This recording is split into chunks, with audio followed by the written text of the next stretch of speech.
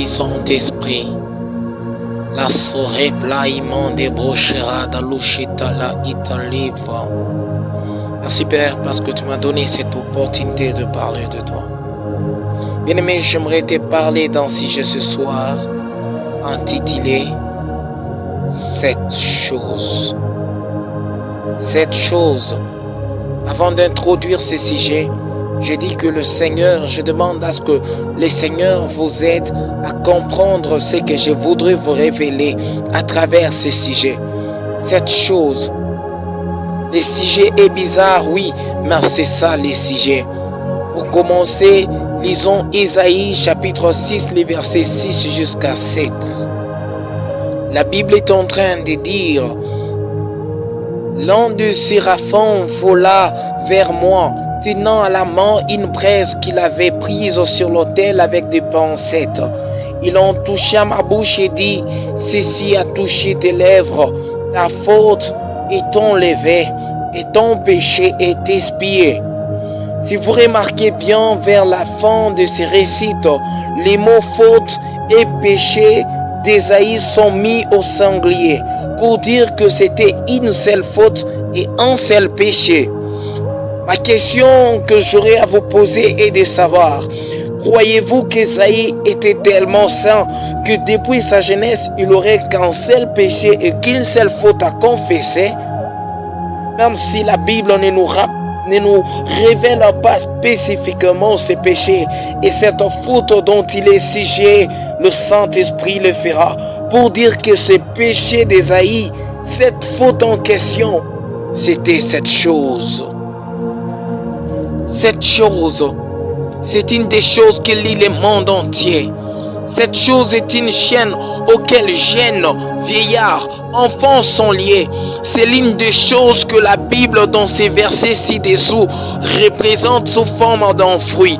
La Bible dit dans Genèse 3, 6, 7, la femme vit que l'arbre était bon à manger, agréable à la vue et propre à donner du discernement.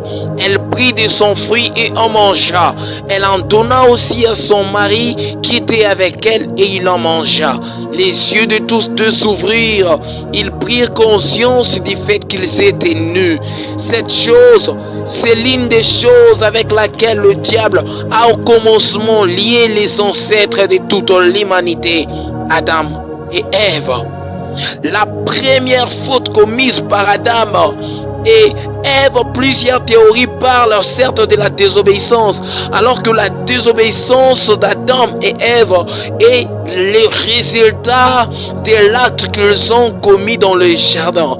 Tout d'abord, ils ont péché en commettant aussi cette chose dont aujourd'hui le monde entier ne peut s'en passer. La Bible stipule que le fruit mangé par ces derniers était bon à manger et agréable à la vue et propre à donner du discernement. Bon à manger, c'est la toute première qualité de cette chose aussi dangereuse. Ma soeur, mon frère, sache que toute mauvaise chose que le diable voudra que tu fasses aura toujours cette qualité. Bon à manger, agréable à la vue, ce qui veut dire attirant, propre à donner du discernement, c'est la chose qui est en train de corrompre nos esprits et on se retrouve en train de trouver les péchés normaux. Nous venons d'assister aux trois grands adeptes de la séduction. Faites attention à ces choses. Au verset 7 de cette récite, la Bible confirme que l'acte qu'ils ont commis en mangeant ces fruits leur a fait réaliser qu'ils étaient nus. Quel fruit au monde qu'un homme peut manger et après il réalise qu'il est nu? Pomme, fraise ou autre? Lorsque Dieu arriva dans le jardin d'Éden, écoutez la réplique de la femme à Dieu au verset 13 de Genèse 3. Alors l'Éternel Dieu dit à la femme, pourquoi as-tu fait cela? La femme répondit, le serpent m'a induit en erreur et j'en ai mangé. Dans d'autres versions bibliques, il est dit, le serpent m'a séduit et j'en ai mangé. Donc cela confirme que cette chose a été faite par la séduction satanique. Il en est le cas jusqu'à aujourd'hui, cette chose. C'est pourquoi un véritable chrétien ou chrétienne, dans sa façon de s'habiller, de marcher, d'être, l'image de la séduction ne doit en aucun cas être appliquée sur lui. Un chrétien qui séduit de la manière purement païenne, il n'est qu'un démon déguisé, vous dis-je.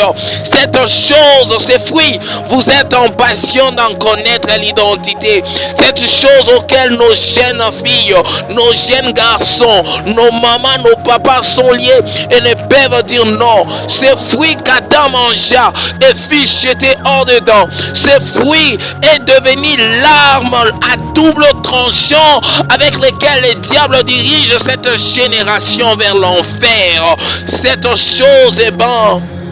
Et bon, cette chose, c'est l'impudicité. L'impudicité. Et lorsque je parle de l'impudicité, je vois la masturbation, l'adultère, la pornographie, l'orgie ou excès de table, l'homosexualité, le lesbianisme, le changisme, l'inceste. Je suis en train de voir l'envie et la convoitise de la chair, la fornication, la prostitution.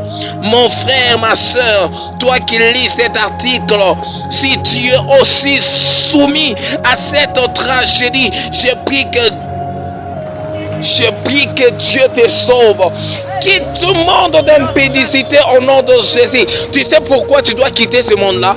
Parce qu'il n'y a pas d'avenir. Il n'y a que Jésus qui possède l'avenir. L'impudicité n'a pas un ciel où il peut t'amener.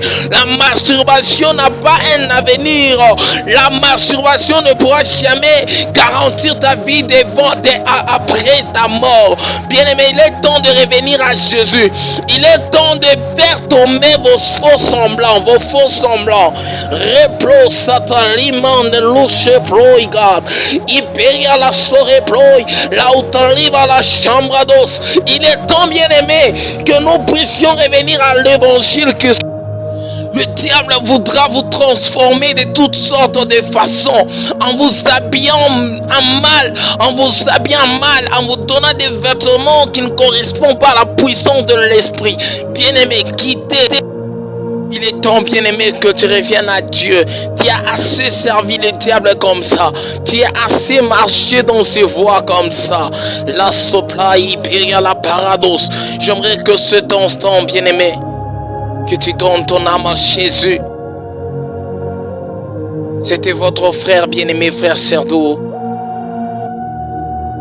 N'oubliez pas de vous abonner pour une nouvelle exhortation. Que Dieu sauve ton âme. J'ai ainsi prié au nom de Jésus.